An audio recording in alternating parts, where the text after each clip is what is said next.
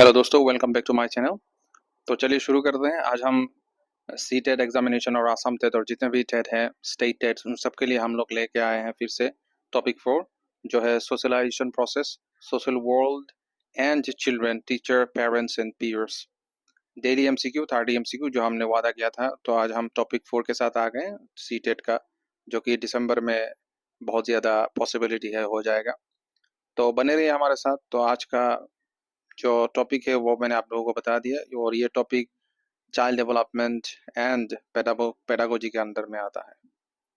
तो चलिए शुरू करते हैं। तो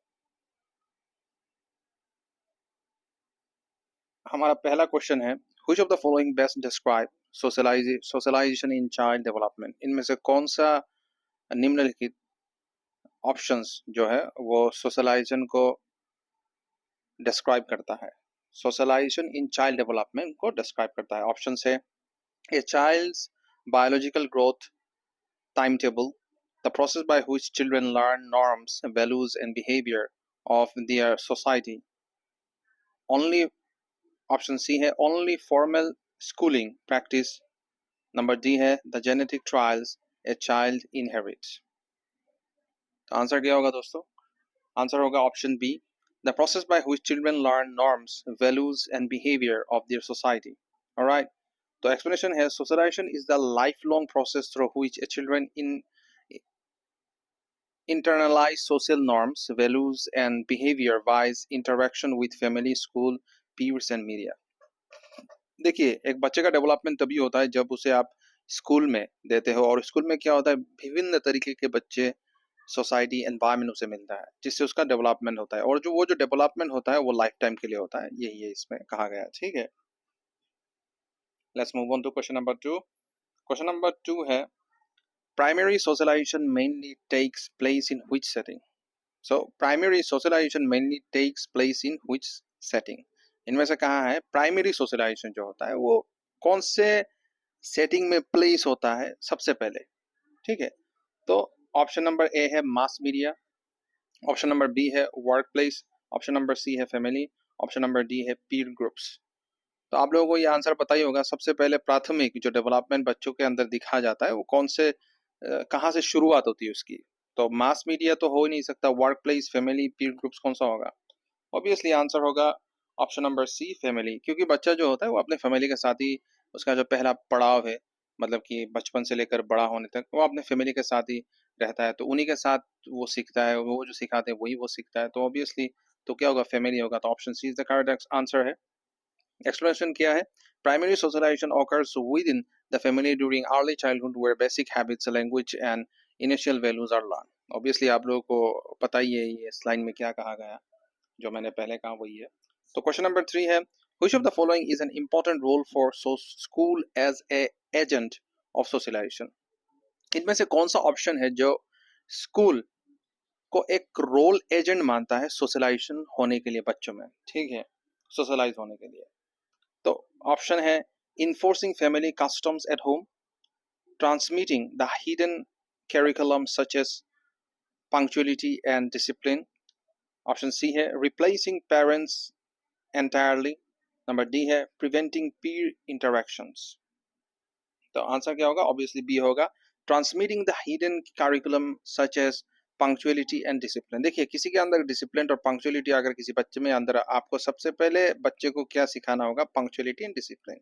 अगर उसके अंदर पंक्चुअलिटी और डिसिप्लिन आपने सिखा लिया तो ऑटोमेटिकली उसको पता चल जाएगा कि कौन से वक्त पे क्या करना है, क्या खाना है, कहाँ पे जाना है, क्या करने से सही होगा, मेरा टाइम क्या है, किस टाइम पे क्या करना है। तो obviously this is the most important thing for a child to be happy inside, isn't it right? तो एक्सप्लेनेशन क्या है, school transmit formal knowledge as well as the hidden curriculum.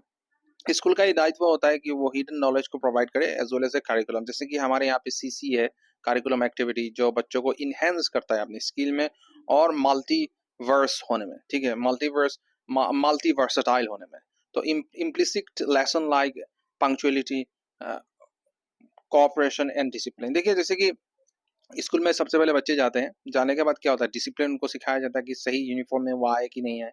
उसके बाद क्या चेक होता है कि उनको असेंबली में खड़ा किया जाता है, जिससे उनका वो डिसिप्लिन में मैनर में लें, कि शुरुआत से सुबह उठने से लेकर रात शाम को दोबारा सोने बेड तक जाने तक उनको किस तरीके से चलना है, what is the rules and regulation to stay, alright, or to accomplish the work of daily. Let's move on to question number 4. A teacher acting as a socializing agent most directly helps children to develop. एक teacher जो act करता है socialise agent बनने का, directly help करता है children को to develop, क्या डेवलप करने के लिए टीचर जो मतलब कि एक्ट करता है सोशलाइज बच्चों को करने के लिए, कौन सा ऐसा गुण है जिसे वो डेवलप करना चाहता है उस बच्चे के अंदर या फिर बच्चों के अंदर. नंबर ऑप्शन ए है only academic knowledge, social competence and classroom norms, genetic traits, household rules. क्या होगा? ऑब्वियसली ये ऑप्शन नंबर बी होगा answer, social competence and classroom norms, क्योंकि टीचर का ही दायित्व है कि उसको सोशलाइज करना. ठीक है, तो I think you don't need to explain, you don't need any kind of explanation regarding this option B. Let's move on to question number D. 5. During adolescence, peer group most strongly influence a child. Peer groups क्या होते हैं ये आपको मैं पहले बता देता हूँ. तो दोस्तों सबसे पहले आप लोगों को ये मालूम होना चाहिए कि पीर ग्रुप्स के बारे में. पीर क्या चीज है? देखिए, पीर एक ऐसा टर्म है जिसे सोशियोलॉजी में यूज किया जाता है. पीर का मतलब similar kind of thinking, similar kind of behaviour, similar kind of attribution, similar kind of age. जैसे कि समझ लीजिए मैं और मेरा दोस्त एक ही एज के हैं, हमारा थिंकिंग करीब करीब सेम ही है. ठीक है, हमारा एज भी सेम है, हमारा पहनावा भी सेम है. ऐसे ग्रुप्स को कहा जाता है, ऐसे लोगों को कहा जाता है पीर ग्रुप्स या फिर पीर पीपल. मतलब कि जैसे कि आप ऑफिस में हैं तो आप लोग एक ही इंस्टीट्यूट में काम करते हो ऑफिस में, तो आपके जो दोस्त है वो भी क्या है, आपके पीर ग्रुप से. तो इन्हीं को कहा जाता है पीर. ठीक है, और पीर या फिर पीर ग्रुप्स कहा जाता है जो similar kind of attribution share करे, एज शेयर करे. ठीक है, सो क्वेश्चन ये है, during adolescence Pir groups most strongly influence a child. क्या होता है? मतलब कि जब लड़का एडोलेसेंस एज में आता है तो पीर ग्रुप्स किस चीज को उसको स्ट्रांगली इन्फ्लुएंस करते हैं उन बच्चों के अंदर, चाइल्ड या फिर बच्चे के अंदर. तो सबसे पहले है genetic makeup, identity, a formation and social norms, height and weight, innate temperament. तो आंसर क्या होगा? B, identity formation and social norms. Obviously identity formation और सोशल नॉर्म्स ही उनको इन्फ्लुएंस करेगा, बिकॉज जब एडोलेसेंस एज में बच्चों के अंदर क्या होता है, उनको आइडेंटिटी, अपना खुद का आइडेंटिटी को लेकर बहुत कंफ्यूजन होता है. तो उसको समझने के लिए उनको बहुत तकलीफ, मतलब कि कोशिश करना पड़ता है. तो इस उम्र में पीर ग्रुप्स का जो इन्फ्लुएंस है उससे उनको सहायक और या फिर हेल्प मिलता है, सहायता मिलता है. पीर groups crucial in adolescence for identity exploration, social norms and behavior standards outside the family. All right, so मैंने जैसे कहा था वही है. Let's move on to question number 6. Which example best illustrate gender socialization? इनमें से निम्नलिखित में से कौन सा ऑप्शन जेंडर सोशलाइजेशन को इलिस्ट्रेट करता है या फिर पेश करता है? ठीक है, ऑप्शन नंबर ए है teaching science to all student equally, encouraging both boys and girls to play with all kind of toys, giving dolls to girls and toys, toy trucks to boys based on stereotype, offering mixed sports classes. तो क्या होगा answer? तो obviously the answer will be C, giving dolls to girls and toy truck to boys based on stereotype.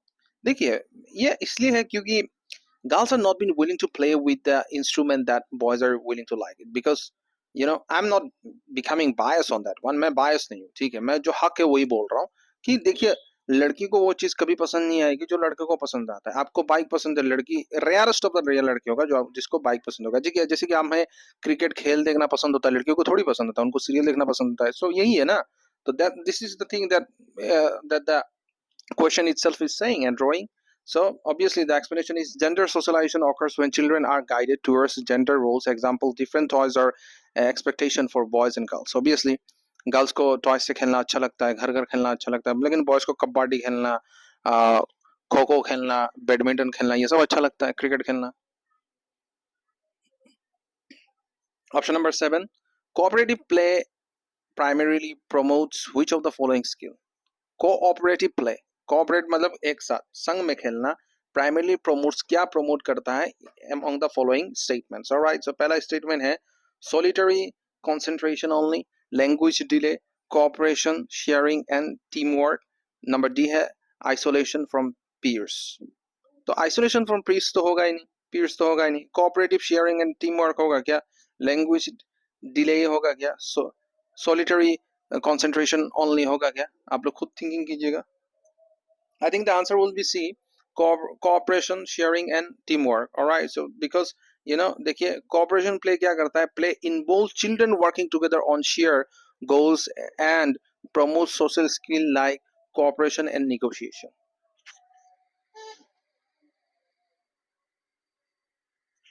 तो cooperation क्या करता है, बच्चों को सिखाता है कि किस तरीके से समाज में एक साथ रहना है और अपने गोल को अचीव करना है और अपने स्किल को इनहेंस करना है. ठीक है, let's move on to question number 8.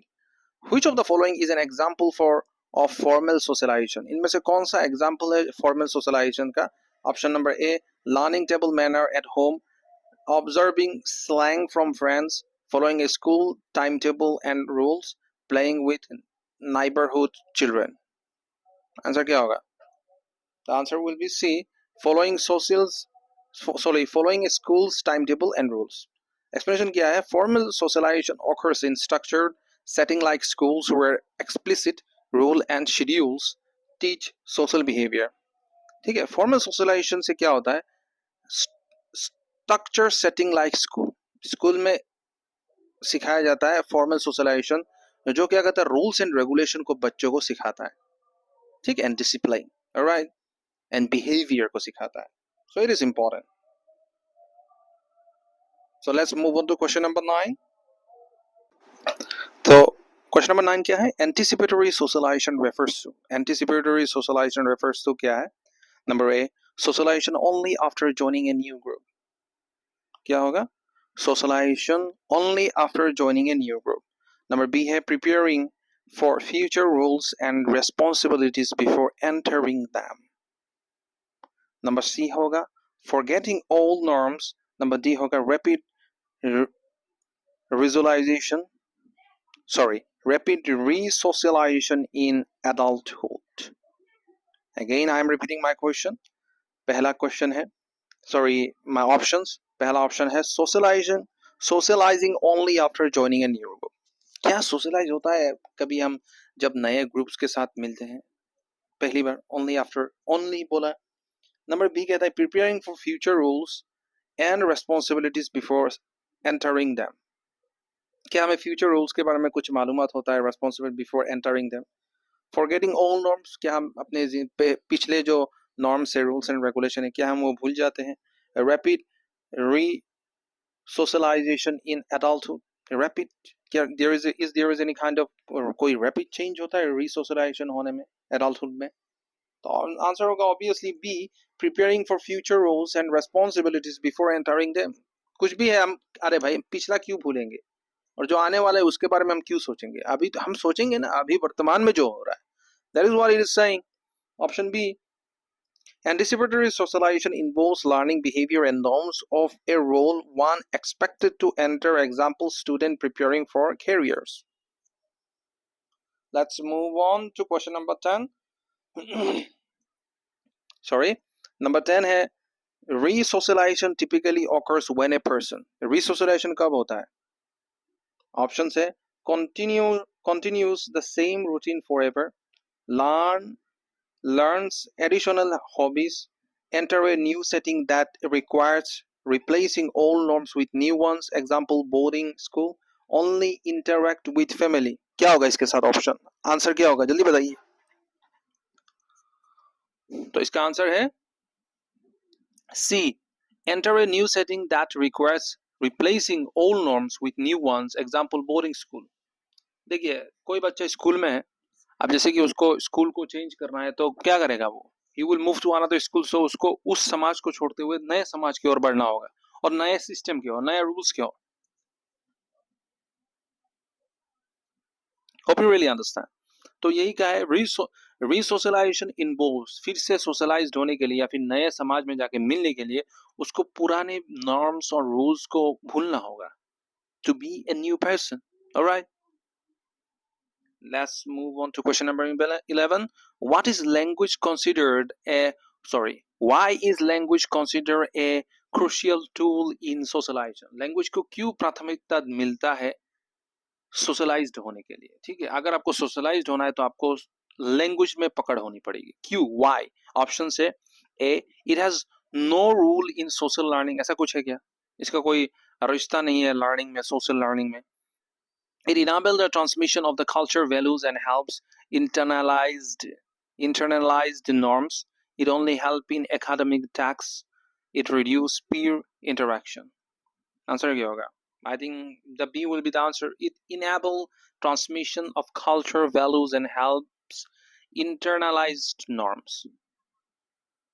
Explanation क्या है? Language allows children to communicate, negotiate meaning and observe culture values की प्रोसेस इन सोशलाइजेशन. ठीक है, इसमें यही कहा है कि देखिए लैंग्वेज जो है वो बच्चों को कम्युनिकेट करने में मदद करता है, निगोशिएट करने में मदद करता है, एक सोशल अंडरस्टैंडेबिलिटी बनाता है और सबके साथ रिश्ता मजबूती का आगमन करता है. ठीक है, रिश्ता को मजबूत बनाने का जो आगमन है वो भाषा से ही होता है. अगर आपने भाषा सीख रखी है किसी भी सोसाइटी में, किसी भी कल्चर में आप घुल मिल सकते हो. Because you know language is a key identification of any social group और सोसाइटी और culture or any kind of thing. All right, so yeah, if you know an Adivasi language, they will gonna accept you directly without being knowing your origin, isn't it right? So it is that much important. You should learn language, by the way. You should understand that.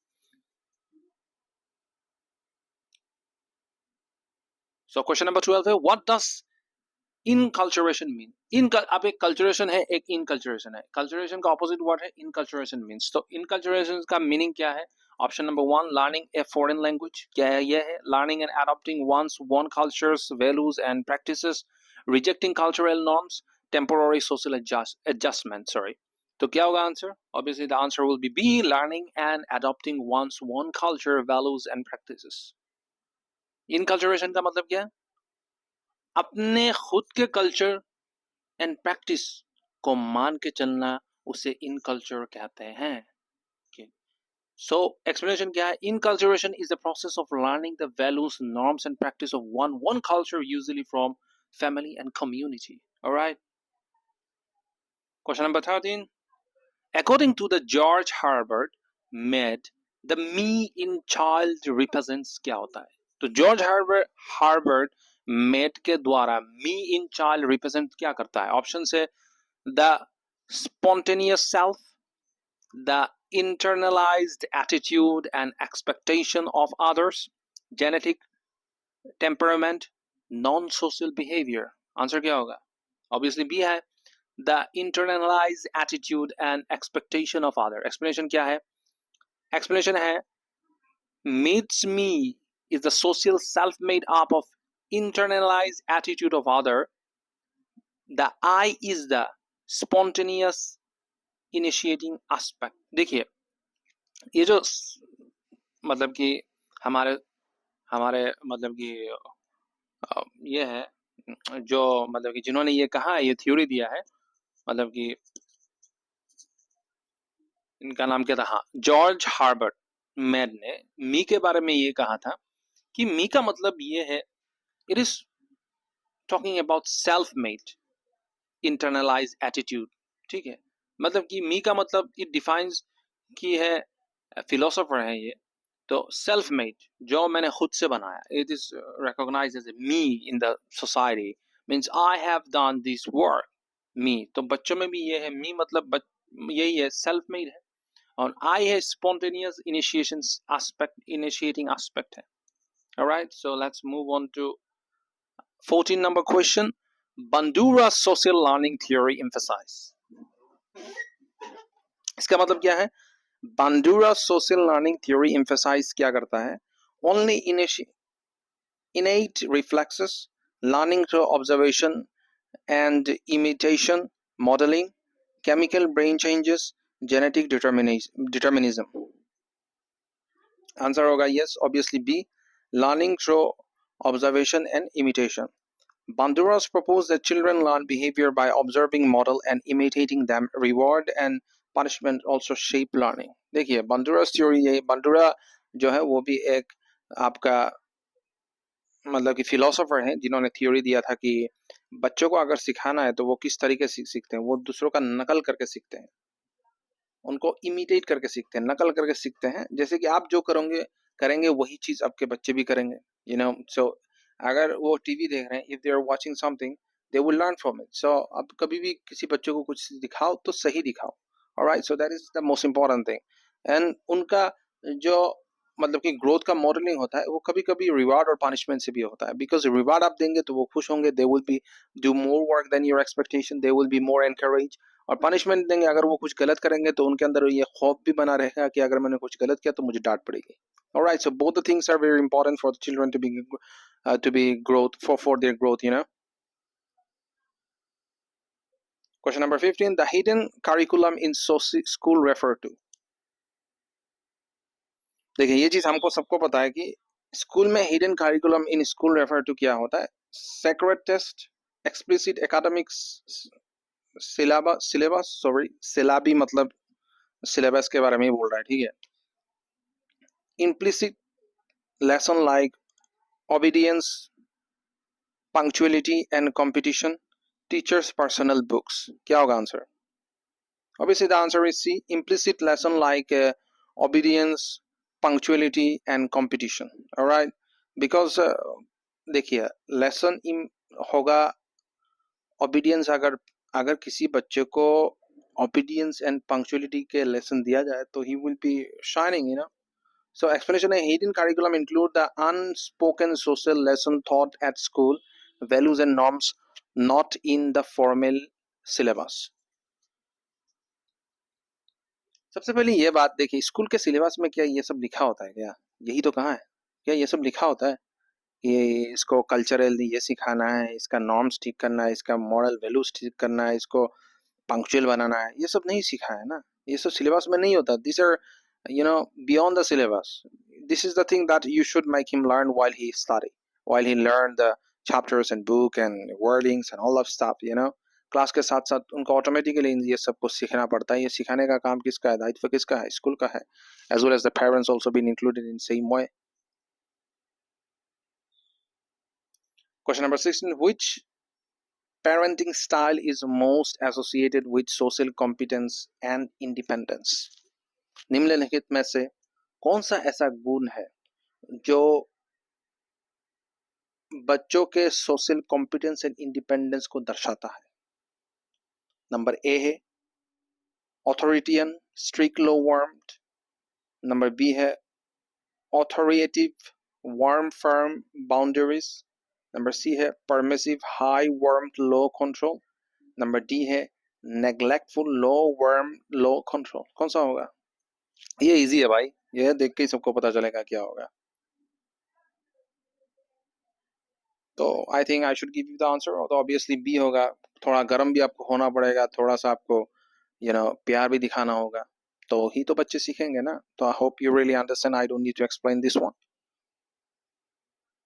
Number 17: which classroom practice helps student resist negative peer pressure? इनमें से कौन सा option है जो practice करता है student को resist करने में negative peer pressure? Peer pressure मतलब क्या? your classmate, your age mate, your friend, these are your pre-pressure pre groups, so क्या होता है इसमें से? ऑप्शन क्या है? Number A promoting high competition only, increasing assertiveness, self esteem and providing safe discussions spaces, isolating students from peers, ignoring social issues। कौन सा होगा? Option B is the correct answer, guys. I hope you are able to give the right answer on the right time. Explanation क्या है? Teaching assertiveness, building self-esteem, and providing guided discussion empower student to handle peer pressure positively. All right. Teaching assertiveness, building self-esteem, किसी बच्चे के अंदर अच्छी तरीके से अगर उसको पढ़ाया जाए, सेल्फ एस्टीम उसके अंदर अगर बढ़ाया जाए, सही तरीके से उसको अगर गाइड किया जाए, तो उसको इम्पावर मिलता है, ही गेट पावरफुल, ताकि वो अपने पीर प्रेशर पॉजिटिवली उसको ले जाए। देखिए अगर कोई बच्चा आप में से, अगर आप समझ लीजिए हम लोग एक ग्रुप में, इस ग्रुप में तीन तीन दोस्त जो हैं वो बहुत ज्यादा अच्छे हैं और 3 दोस्त जो हैं वो बहुत ज्यादा खराब है। जस्ट मैं एग्जांपल दे रहा हूँ, ठीक है, मतलब कि पीर ग्रुप है, तो उनमें से जो खराब बंदे हैं उनके साथ रहते हुए बाकी 3 जो अच्छे बच्चे थे वो दो बिगड़ गए, तो सिर्फ एक ही बच्चा रह गया जो क्या है, अच्छा है। तो इससे क्या मालूमात चलता है कि गलत इन्फ्लुएंस के वजह से बाकी 2 बंदे भी खराब होने शुरू हो गए और खराब हो भी चुके हैं। लेकिन अगर उनमें से एक बंदा सही है और अपने सहीपन पे वो खड़ा उतरा है और उसी चीज पे वो टिका हुआ है, that he don't want to get astray, मतलब कि वो खराब रास्ते में नहीं जाना चाहता अपने दोस्तों के साथ, तो कहीं ना कहीं वो कोशिश करेगा कि उसके बाकी जो 5 दोस्त थे उनको सही राह पे ले आए। Are you able to understand? So that's the thing. तो मुश्किल है लेकिन नामुमकिन नहीं है मेरे भाई। सो आपको हमेशा दोस्त ऐसे ही बनाना चाहिए जो आपको सही राह दिखाए। ऑलराइट, सो ये बनते हैं कहाँ पे? स्कूल में, कॉलेज में। Alright, so be aware of that, you know. Question number 18, excessive exposure, exposure sorry mistake, my mistake, मैं थोड़ा सा मतलब कि दिशाहीन हो गया, तो उसके लिए मैं माजरत चाहता हूँ। Sorry, expressive exposure to violent media is likely to, ये तो सबको पता है भाई। अगर ज्यादा एक्सपोजिव हो गए हम वायलेंट मीडिया के ओर तो क्या होगा? लाइकली टू क्या हैपन, क्या हो सकता है? Improve cooperative play, have no effect on behaviour, desensitize children to violence and normalize aggressive responses, always make children passive। इसका आंसर क्या होगा? ये इजी है भाई, इसका आंसर सी होगा। desensitize children to violence and normalize aggressive response। अगर media ही गलत है, सोशल मीडिया, जो भी मीडिया बच्चे देख रहे हैं उसमें अगर सब हर समय गलत चीजें देख रहे हैं, मतलब कि डिमोरलाइजिंग, लड़ाई झगड़ा ये सब देख रहे हैं, तो ऑब्वियसली बच्चा भी उसी तरीके से बड़ा होगा और उसका दिमाग में भी वही चीज घुस जाएगा, वो और वही चीज वो बाकी लोगों के साथ समाज में करना शुरू कर देगा। So that is what is influence of the media. So media should be in positive way. और अगर कोई बच्चा मोबाइल देख रहा है तो उसका पेरेंट्स का ये दायित्व है कि उनको वो सही चीज उस मोबाइल के अंदर दिखाए, ना कि गलत। Alright, so be aware of that, be aware of your children, be aware of your brothers and sisters। Alright, let's move on to question number 19. Which best describe parallelly play, parallelly parallel play in early childhood? Which best describe parallel play in early childhood? Which best describe parallel play in early childhood? मैं कैसे समझा parallel play? Alright, so I think I should need to use some pen for that. There I have. So parallel play के बारे में कहा है, तो parallel play मतलब एक बच्चा है सीधे रास्ते में जा रहा है, उसी के साथ दूसरा बच्चा है, दिस इज कॉल्ड पैरेलल। ठीक है, ये पैरेलल है, तो समान। तो इस चीज को अर्ली चाइल्डहुड में कैसे डिस्क्राइब कर सकते हैं कि एक ही राह पे दोनों चल रहे हैं। ऑलराइट गाइस, तो आपके पास ऑप्शंस है। Children play together cooperatively, alright, children play alone without regret to others। Number C है children play side by side with little interaction।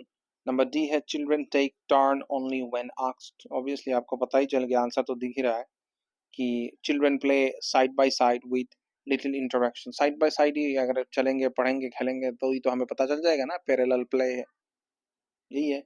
So hope you really understand that।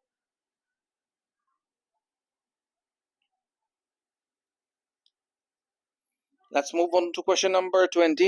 Emotional socialization refers to, emotional socialization refers to क्या है? Emotion socialization का मतलब क्या है? Option number 1, learning only academic skill, learning to identify, express and regulate emotion through models like parents, biological maturation only, avoiding emotion entirely।